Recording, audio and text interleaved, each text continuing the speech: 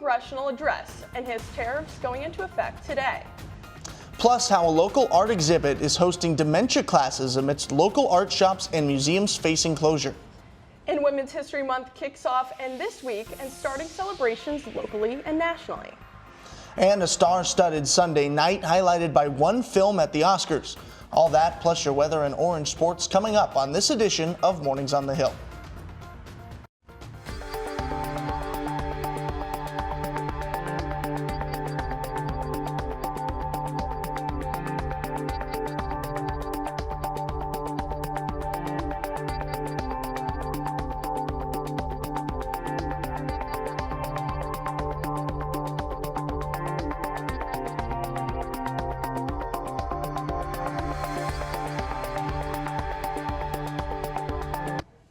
Good morning, I'm Kira Syrenic. Thanks for joining us for Mornings on the Hill. And I'm Caleb Spinner. Here's a look at today's top story.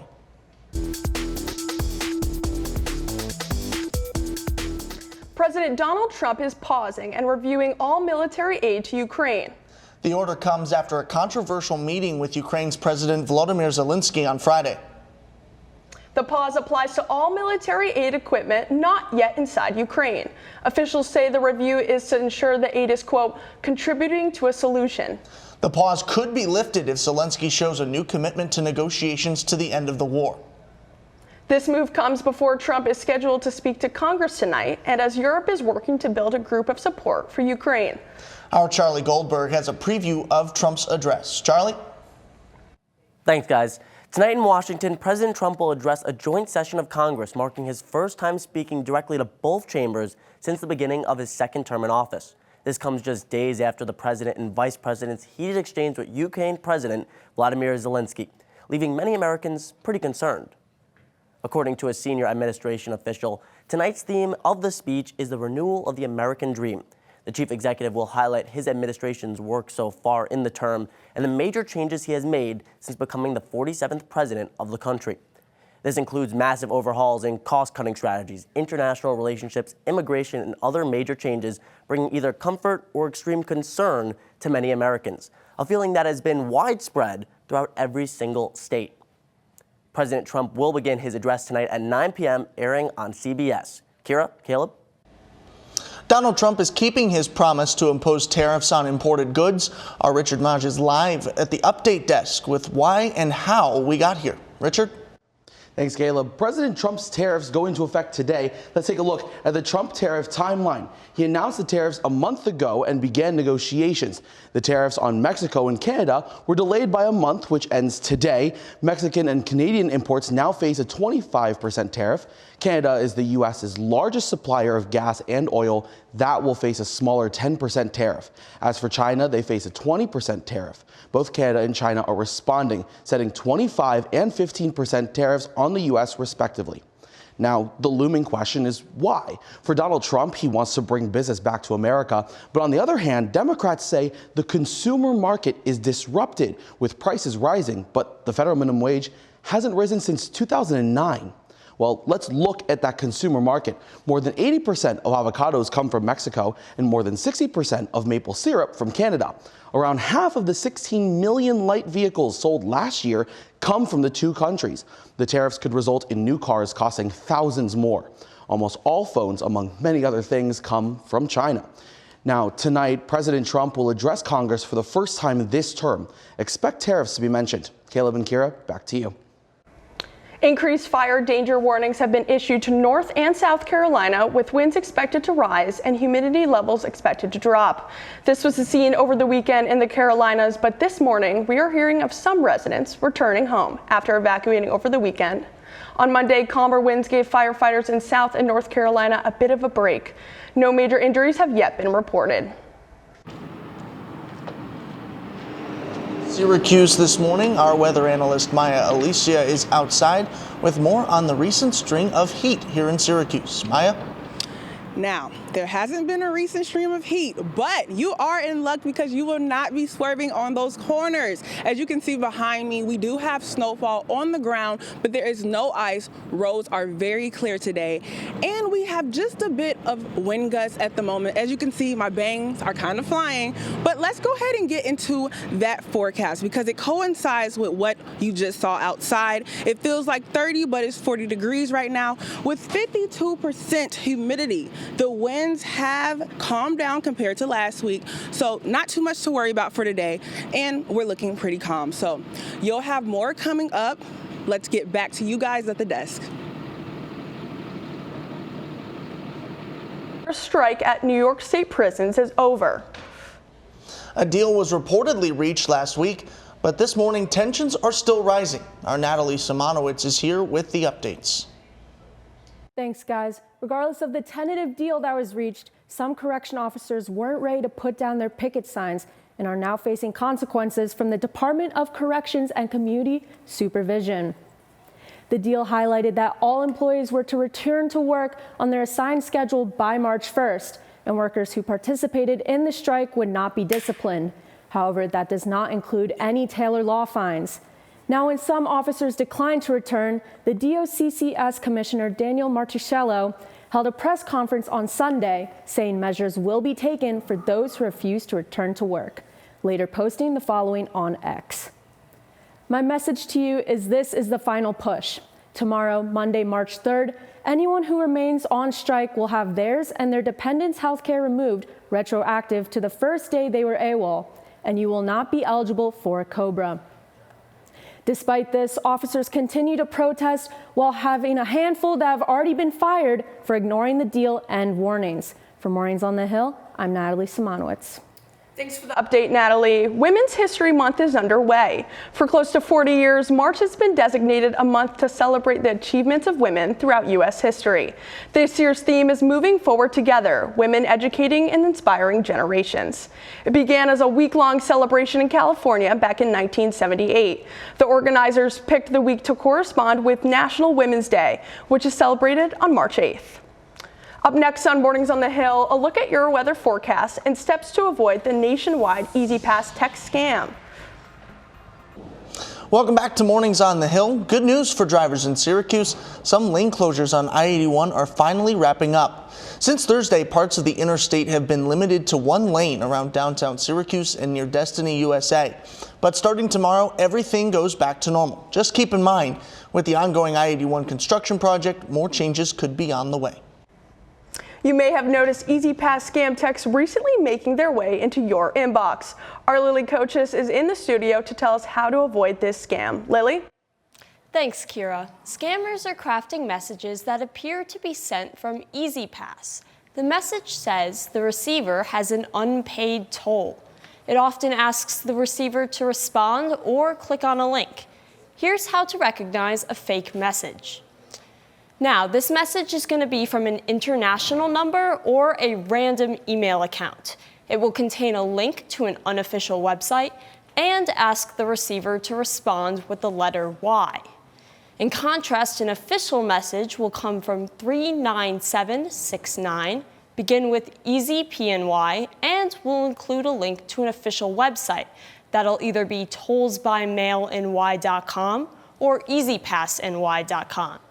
If you receive a suspicious text, here are some steps you can take.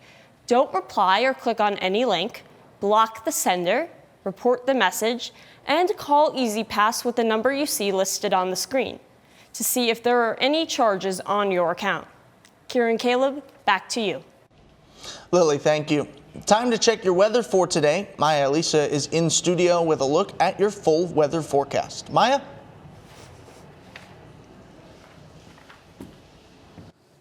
Yes, let's get back into the weather. As you can see behind me, we are waiting for the stats. So just give us 1 second, please.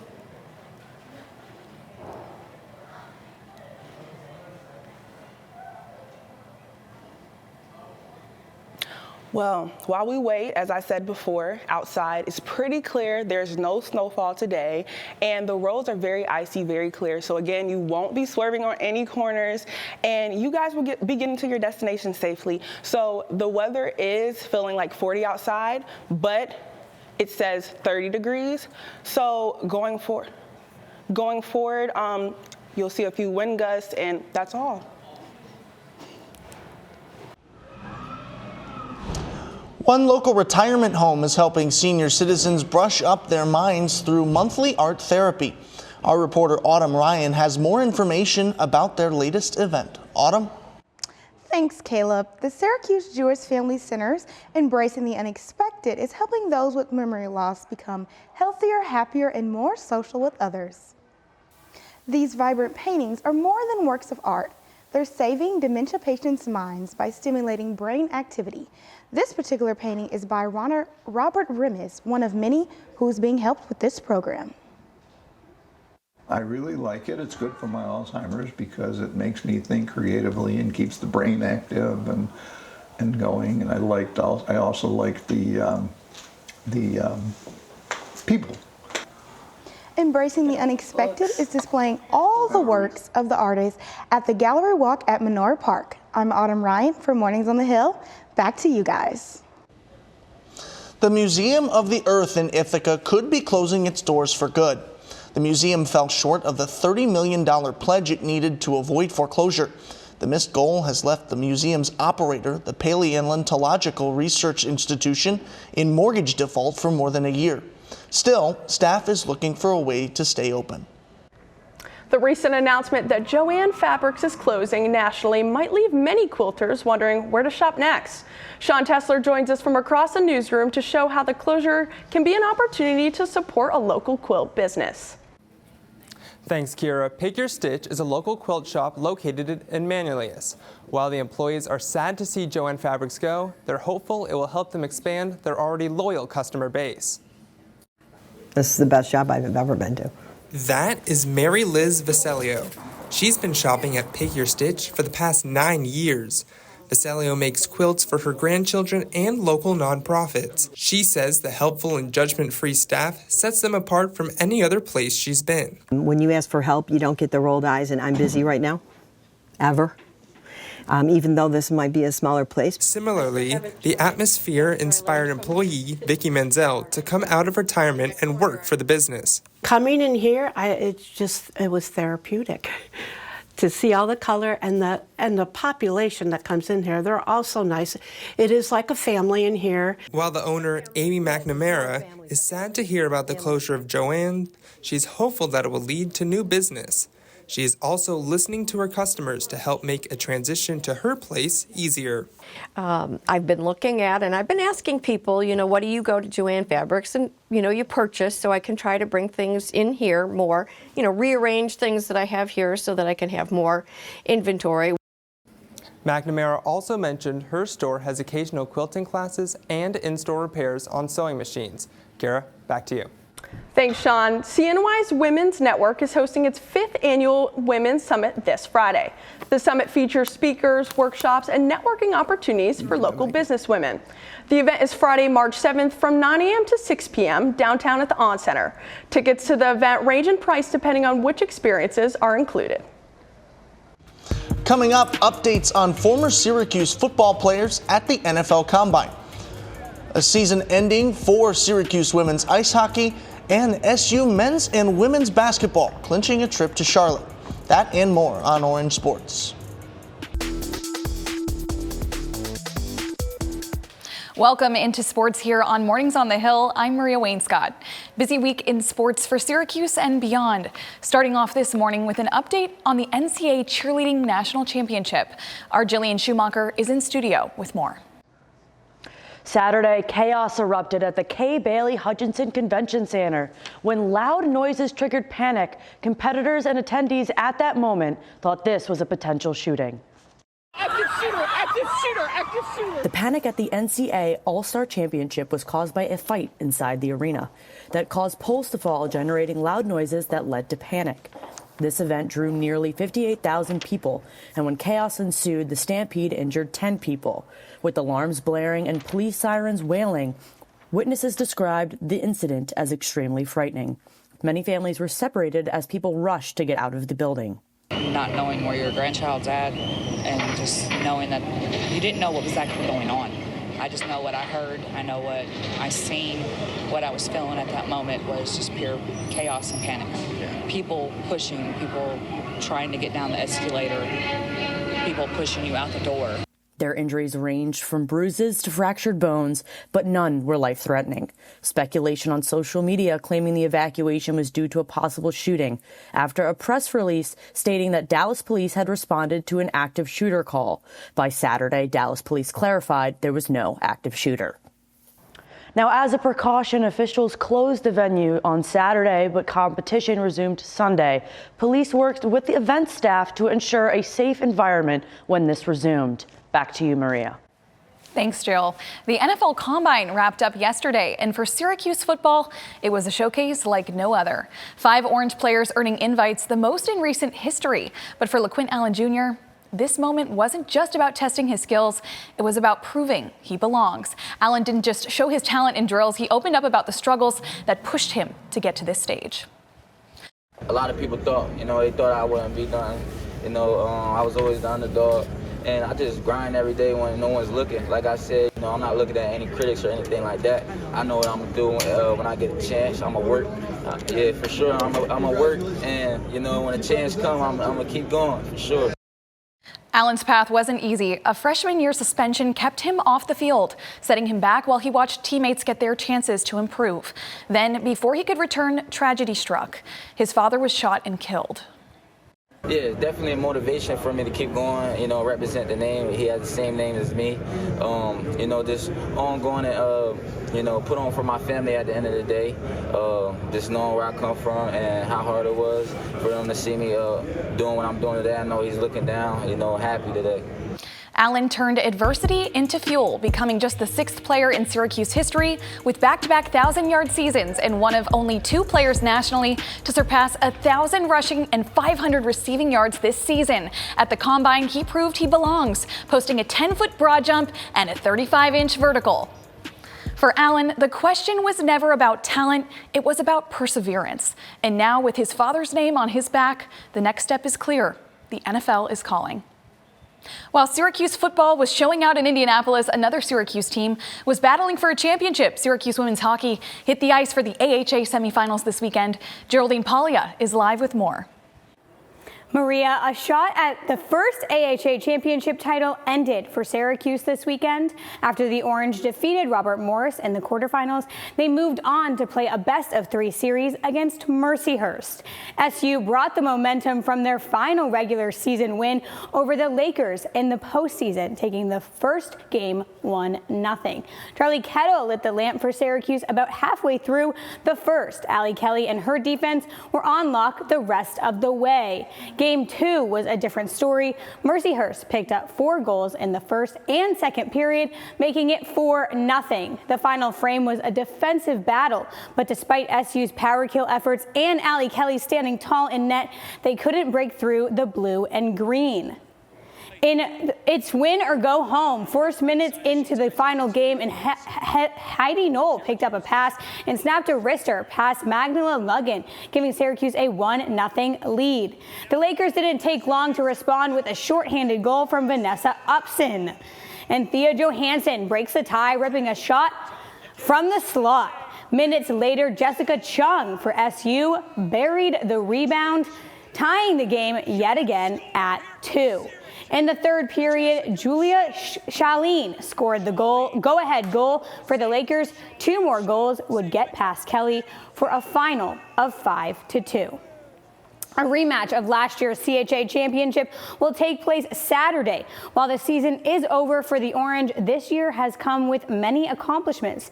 Kennedy Ice Pavilion will say goodbye to 5 graduate students, but will also welcome in new faces next season. Thanks, Geraldine. Syracuse men's and women's basketball officially punched their tickets to the ACC tournament. The men with a win over NC State last week, and now they play SMU tonight to advance their tournament spots. The women with a win over Boston College, they start their tournament tomorrow. Stay tuned with us after the break. Matea Kanicki catches us up on everything that happened in the Oscars. Good morning, I'm Matea Kanicki. Welcome to Entertainment. Today we're talking about all things Oscars. All of the stars were out in Los Angeles on Sunday night for the 97th Academy Awards. The ceremony celebrated and recognized this year's best films, actors, costume designers, and so much more. Instead of an opening monologue from the host, Conan O'Brien, the show started a bit different. Wicked co-stars Cynthia Erivo and Ariana Grande graced the stage with a Wizard of Oz themed melody. Grande opened with a rendition of Somewhere Over the Rainbow, and Erivo followed with Home from the Wiz. And of course, the pair closed with a shortened rendition of Defying Gravity. The biggest winner of the night was Anora. The film had 6 nominations and ended up taking home 5 awards, including Best Picture, Best Director, and Best Actress in a Leading Role. With his wins, writer and director Sean Baker tied Walt Disney's record for amount of Oscars taken home in one night. Anora, Sean Baker!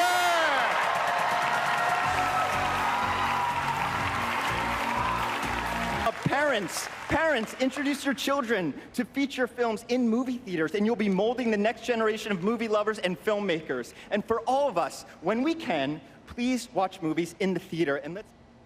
The Oscars are the beginning of the end of awards season for this year. That's all for entertainment. Caleb, Kira, back to you.